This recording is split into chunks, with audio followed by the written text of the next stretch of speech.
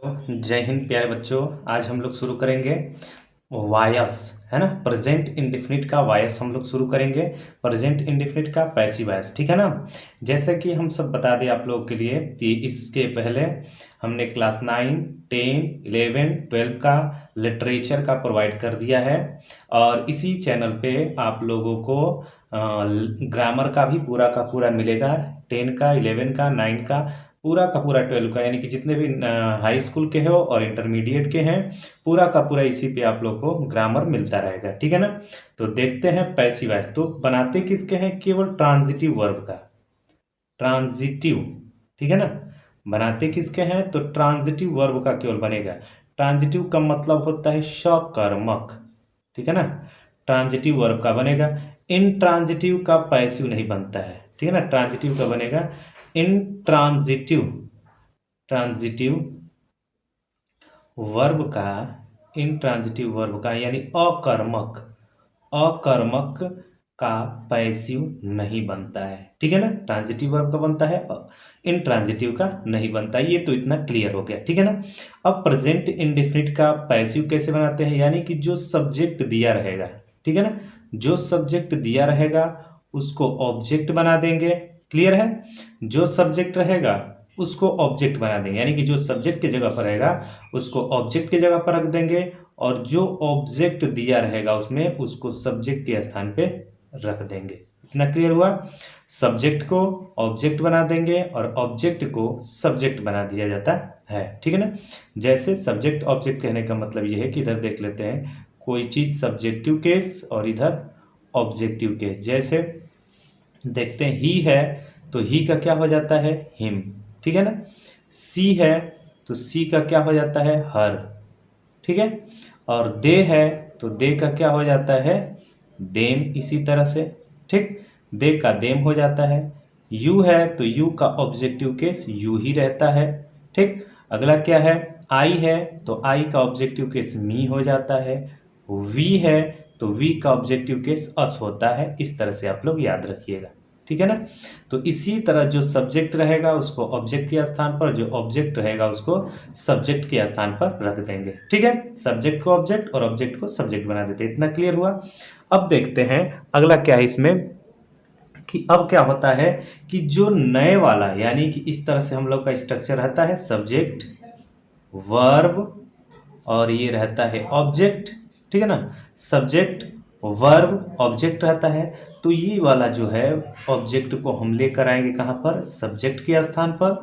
ये जो ऑब्जेक्ट है उसको लेकर के आएंगे सब्जेक्ट के स्थान पर और ये वाला जो सब्जेक्ट है उसको बना देंगे हम ऑब्जेक्ट। इतना क्लियर हुआ, ठीक। जो ऑब्जेक्ट रहेगा उसको सब्जेक्ट बना देंगे, ठीक है ना, और जो सब्जेक्ट रहेगा उसको ऑब्जेक्ट बना देंगे। इतना तो पहले क्लियर हो गया, ठीक है।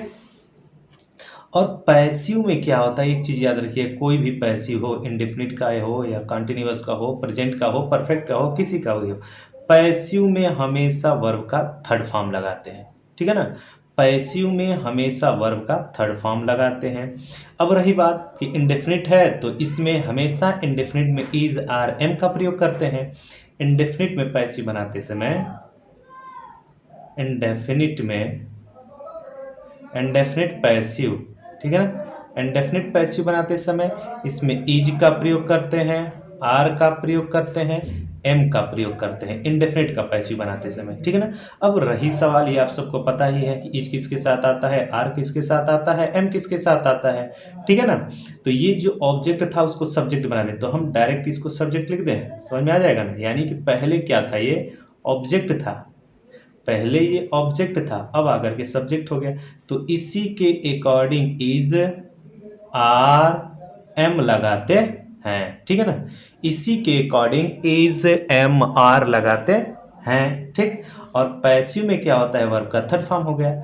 इतना तो आप लोगों को क्लियर आ गया, ठीक है। अब देखते हैं तो ऑब्जेक्ट यानी कि जो पहले सब्जेक्ट था, ऑब्जेक्ट यानी कि पहले क्या था? वो सब्जेक्ट था, पहले सब्जेक्ट था, अब आकर के ऑब्जेक्ट बन गया।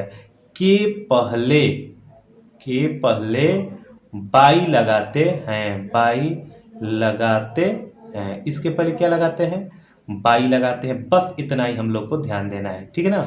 जैसे देख लेते हैं, सब्जेक्ट को ऑब्जेक्ट बनाते हैं, ऑब्जेक्ट को सब्जेक्ट बनाते हैं, ठीक है। पैसिव में हमेशा वर्ब का थर्ड फॉर्म लगता है, और ये वाला सब्जेक्टिव केस और ये वाला ऑब्जेक्टिव केस देख लीजिएगा। फिर उसके बाद क्या है कि पैसिव में हमेशा वर्ब का थर्ड फॉर्म लगता है। इंडेफिनिट में इज, आर, एम का प्रयोग करते हैं। सबको पता है इज किसके साथ आता है, आर किसके साथ आता है, एम किसके साथ आता है। अब जो ऑब्जेक्ट था पहले, जो पहले सब्जेक्ट था, अब ये ऑब्जेक्ट काम करेगा, उसके पहले हम लोग को बाई लगा देना है। स्ट्रक्चर हम लोग देख लेते हैं।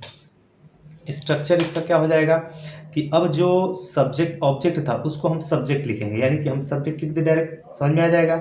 ये अफर्मेटिव के लिए है, अफर्मेटिव के लिए तो सब्जेक्ट इज, आर, एम है ना, वर्ब का थर्ड फॉर्म बाई ऑब्जेक्ट लगा देते हैं। तो क्वेश्चन क्या है, ही हेल्प्स मी, ठीक है। तो इसमें देखा जाए पहले वाले में, तो ये सब्जेक्ट है एक, ये सब्जेक्ट है, ये ऑब्जेक्ट है, और ये वाला एक वर्ब है, ठीक है ना। तो हमको क्या बनाना है, इसको यहाँ पर लेकर आना है, ठीक है ना। इसको हमें यहाँ पर लेकर के आना है,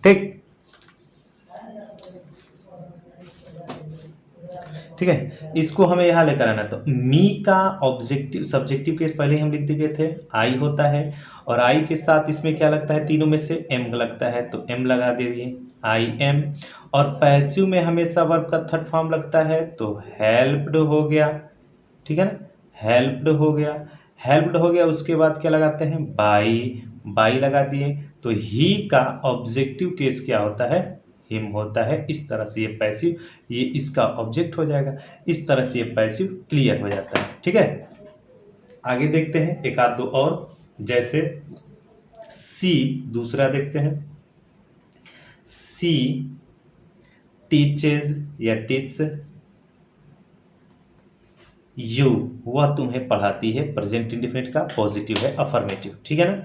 तो यू का वो लेकर के हम यहाँ आएंगे, तो यू का सब्जेक्टिव केस यू ही रहता है, और इसके अकॉर्डिंग आर लगाते हैं, और पैसिव में हमेशा वर्ब का थर्ड फॉर्म लगता है, तो टीच का टॉट बाई, सी का क्या हो जाता है, हर हो जाता है, ठीक है। इस तरह से ये बन जाता है पॉजिटिव के लिए। जैसे फिर से देख लेते हैं हम लोग प्रेजेंट इंडेफिनिट में। प्रेजेंट इंडेफिनिट में क्या होता है, पैसिव ट्रांजिटिव का बनता है, इन ट्रांजिटिव का नहीं बनता है, ठीक है ना, इन ट्रांजिटिव का नहीं बनता है। आगे सब्जेक्ट को ऑब्जेक्ट बनाएंगे, ऑब्जेक्ट को सब्जेक्ट बना देंगे, और वर्ब में हमेशा वर्ब, पैसिव में हमेशा वर्ब का थर्ड फॉर्म लगता है। ये सब्जेक्टिव केस है, ये ऑब्जेक्टिव केस है। अब देखते हैं क्या होता है, इंडेफिनिट में पैसिव वॉइस में इज, आर, एम का प्रयोग करते हैं। जो सब्जेक्ट होता है उसी के अकॉर्डिंग, यानी जो नया वाला सब्जेक्ट है उसके अकॉर्डिंग इज, आर, एम लगाएंगे, ऑब्जेक्ट के पहले बाई लगा देते हैं, और ये बन जाता है उसका formula, subject is, are, am, verb का थर्ड फॉर्म बाई ऑब्जेक्ट, ठीक है ना। फिर उसमें एक एग्जाम्पल हो जाता है, ही हेल्प्स मी, तो मी का हो जाता है आई के अकॉर्डिंग लगता है एम, उसके बाद पैसिव में हमेशा वर्ब का थर्ड फॉर्म बाई ऑब्जेक्ट, ठीक है। उसी तरह से एक और एग्जाम्पल देखते हैं, एक और एग्जाम्पल, सी टीच यू, तो यू का हो जाएगा यू सब्जेक्टिव में, आर टॉट बाई हर। इतना क्लियर हुआ। आगे देखते हैं, अब नेगेटिव देखते हैं इसी का, नेगेटिव सेंटेंसेज। नेगेटिव सेंटेंसेज मतलब नकारात्मक वाक्य, इसका हिंदी क्या हो जाता है, नकारात्मक वाक्य, ठीक है ना। तो नकारात्मक वाक्य में क्या होता है, बस ये होता है कि जो इज, एम, आर के बाद, ठीक है ना, के बाद नॉट लगा देते हैं, बस यही चीज होता है कि नॉट लगा देते हैं, ठीक है ना। बस इज, आर, एम के बाद नॉट लगा दिया जाता है। स्ट्रक्चर इसका देखते हैं, लगाएंगे क्या, सब्जेक्ट प्लस, अगर उस तरह से मान लीजिए एक्टिव में ये रहेगा, मान लेते हैं एक्टिव में ये रहेगा, does plus do plus not plus V1 और प्लस ऑब्जेक्ट, अगर ऐसा रहता है एक्टिव में, ठीक है ना। तो इसको पैसिव में किस रूल से बनाएंगे, तो ये वाला रूल से। तो ऑब्जेक्ट को सब्जेक्ट के रूप में लेकर आ जाएंगे, ऑब्जेक्ट को सब्जेक्ट बना देंगे, प्लस इसी के अकॉर्डिंग ये डू या डज गायब हो जाता है, इज, आर, एम आ जाता है, प्लस नॉट लगा देते हैं, प्लस इसमें तो V3 होता है वर्ब का थर्ड फॉर्म, प्लस बाई और ऑब्जेक्ट लगा देते हैं। इतना इस तरह से ये बन जाता है। क्लियर है? आगे एक आध दो एग्जाम्पल देखते हैं। इसका एग्जाम्पल होगा he does not help me. ठीक है, he does not help me, तो इसका एग्जाम्पल है।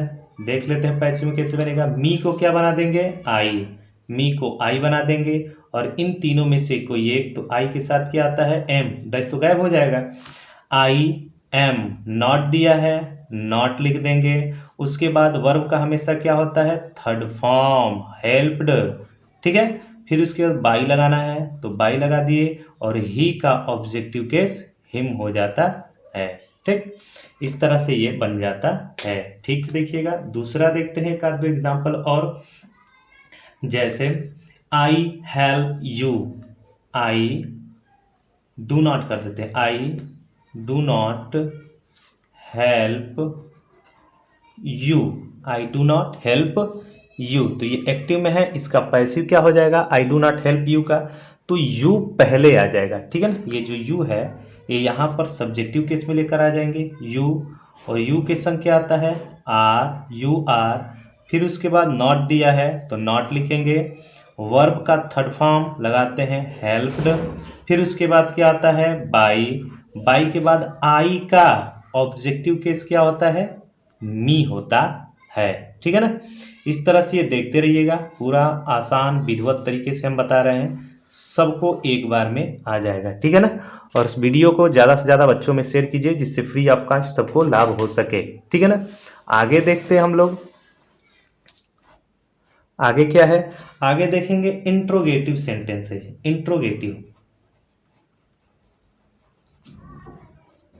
इंट्रोगेटिव में क्या आता है? इंट्रोगेटिव सेंटेंसेज,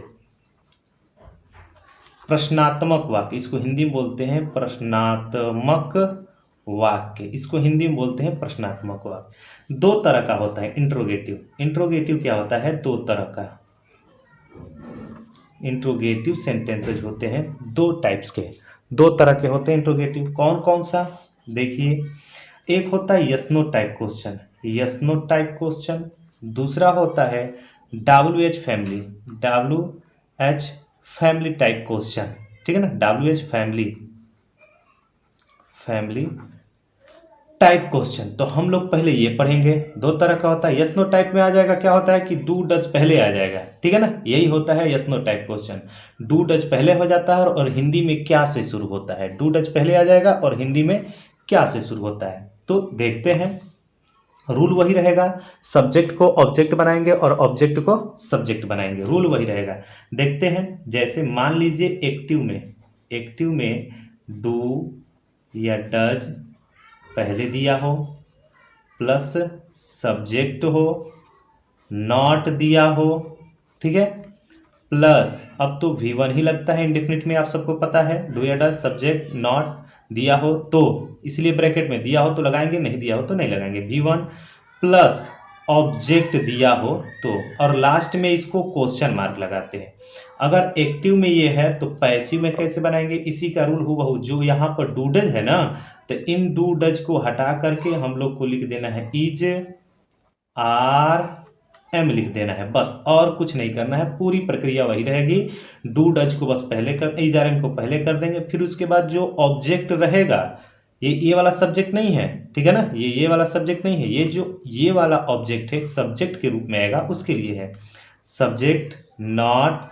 उसके बाद हमेशा V3 होता है पैसिव में, पता ही है।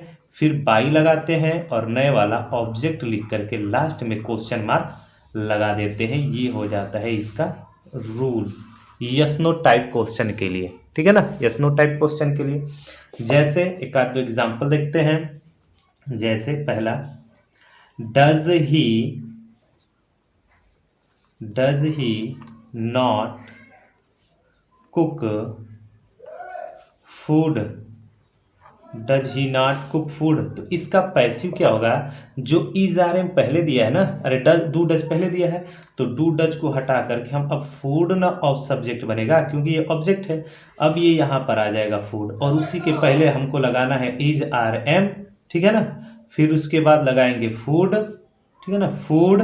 उसके बाद नॉट दिया है तो नॉट लिख देंगे, ये वाला इज आर एम तीनों में से कोई एक सब्जेक्ट। नॉट दिया तो नॉट लगा दिए। कुक का थर्ड फॉर्म क्या होता है, कुकड, ठीक है। कुक का थर्ड फॉर्म कुकड हो जाएगा। फिर उसके बाद बाई लगाएंगे। बाई लगाने के बाद इसका सब्जेक्टिव केस क्या होता है, इसका ऑब्जेक्टिव केस हिम हो जाएगा, ठीक है। ऑब्जेक्टिव केस इसका हिम हो जाएगा, क्योंकि ये पहले लिखवा दिया गया था। ही का ऑब्जेक्टिव केस यहाँ आ जाएगा, और ये फूड जो दिया गया है, फूड का यहाँ पर सब्जेक्ट के रूप में आ जाएगा, ठीक। एक और देखते हैं इसी तरह से, एक और इसी तरह एग्जाम्पल, जैसे एक और आए इस तरह से देखते हैं। Do you not help him, ठीक। Do you not help him, तो इसका आंसर ये हो जाएगा, जैसे डू यहाँ पर है तो डू डज को हटा देंगे, और इस हिम के अकॉर्डिंग यहाँ पर इज आर एम आएगा। डू हट जाएगा क्योंकि ये लगा था इस यू के अकॉर्डिंग। अब हमको लगाना है इसके अकॉर्डिंग, ही के अकॉर्डिंग, हिम के अकॉर्डिंग, तो हिम आकर के यहाँ पर ही हो जाएगा, इसलिए इसके अकॉर्डिंग लग गया इज, ठीक। नॉट दिया है तो नॉट लिख देंगे। फिर उसके बाद पैसिव में हमेशा वर्ब का थर्ड फॉर्म आता है, तो हेल्प्ड हो जाएगा, ठीक, हेल्प्ड हो जाएगा। और उसके बाद बाई लगाना है हम लोग को, बाई, तो बाई लगा दिए, और यू का ऑब्जेक्टिव केस यू ही होता है, इसलिए यहाँ पर ये क्लियर हो गया, ठीक है।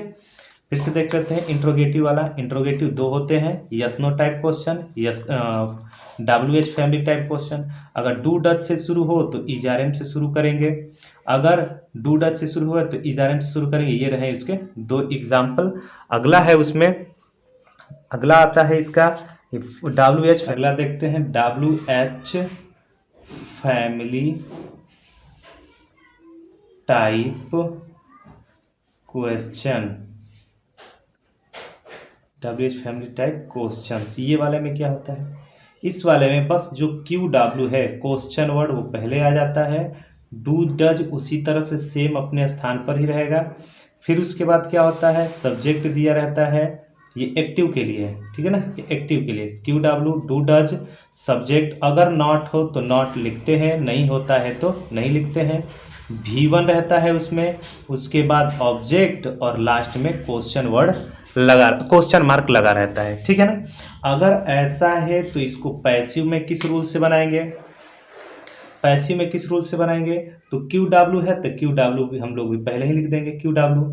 फिर उसके बाद डू डज जो पहली वाली प्रक्रिया थी यस नो टाइप वाला, वही वाला लगा देंगे। डू डज को हटा करके हम लोग इज एम आर लिख देते हैं, प्लस उसके बाद जो ऑब्जेक्ट है ये वाला, ठीक है ना, ये वाला ऑब्जेक्ट, उसको यहाँ पर सब्जेक्ट के रूप में लेकर आते हैं। अगर नॉट दिया है तो नॉट लिख देते हैं, नहीं दिया है तो नहीं लिखेंगे, इसलिए ब्रैकेट में है। पैसिव में हमेशा वर्ब का थर्ड फॉर्म लगता है, बाई लगाते हैं, और बाई लगाने के बाद ऑब्जेक्ट, यानी कि ये वाला जो सब्जेक्ट है अब यहाँ पर ऑब्जेक्ट का काम करने लगता है। ये इसका स्ट्रक्चर होता है। जैसे एग्जाम्पल देखते हैं एक आध दो, जैसे एक आध दो देखते हैं। Why do you not cook food, ठीक, कुक फूड, ये इसका एक्टिव में है, तो इसको पैसिव में कैसे बनाएंगे, देखिए पैसिव में क्या हो जाएगा, जो ये वाई दिया है हूबहू अपनी जगह पर आ जाएगा, तो वाई को क्या लिख देंगे हम, वाई लिखेंगे। डू या डज के स्थान पर हमको क्या लिखना है, इज आर एम, तो हम क्या लिख देंगे, देखिए ये यू तो लगा है इस डू के अकॉर्डिंग, डू लगा है यू के अकॉर्डिंग, लेकिन अब हमको लिखना है फूड के अकॉर्डिंग ना, तो फूड के अकॉर्डिंग यहाँ पर आएगा इज, उसके बाद लिखेंगे फूड। अगर नॉट है तो नॉट लिखेंगे, और वर्ब का हमेशा थर्ड फॉर्म लिखते हैं, कुक का हमेशा थर्ड फॉर्म क्या हो जाएगा, कुकड हो जाएगा।